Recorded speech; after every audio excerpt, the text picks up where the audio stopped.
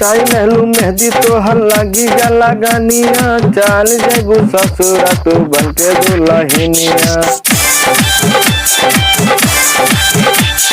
हटाई लहलू मेहंदी तोहर लागी गला गानिया, चाल जैबू ससुरा तू बनके दुल्हनिया।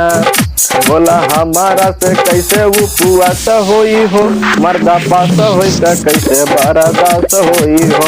बोला हमारा से कैसे उपवास होई हो, मर्दा पास होई त कैसे बर्दाश्त होई हो। मर्दा पास होई त कैसे बर्दाश्त होई हो।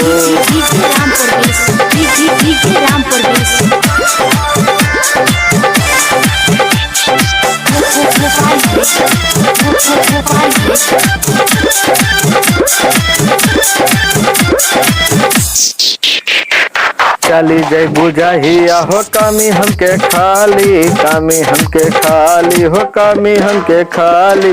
केतनो गालाई दाल कतहु न गाली, कतहु न गाली हो कतहु न गाली। चली जय बुझाहिया हो कमी हमके खाली, केतनो गालाई दाल कतहु न गाली।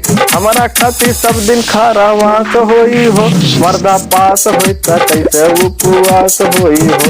मर्दा पास होई त कैसे बर्दाश्त होई हो। मर्दा पास होई त कैसे बर्दाश्त होई हो। मर्दा पास होई त कैसे बर्दाश्त होई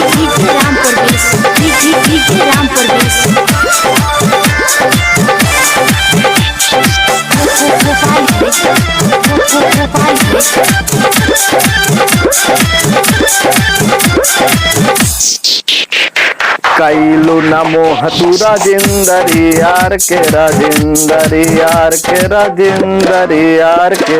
लेत बाड़ू मजा तू विकासावे भतार से, विकासावे भतार से, विकासावे भतार से। कैलू नमो हतुरा जिंदरी यार के, लेत बाड़ू मजा तू विकासावे भतार से। उमे धीरेन्द्र के कैसे विश्वास होई हो, उमे धीरेन्द्र के कैसे विश्वास होई हो। मर्दा पास होई त कैसे उपवास होई हो। मर्दा पास होई त कैसे बर्दाश्त होई हो। मर्दा पास होई त कैसे उपवास होई हो।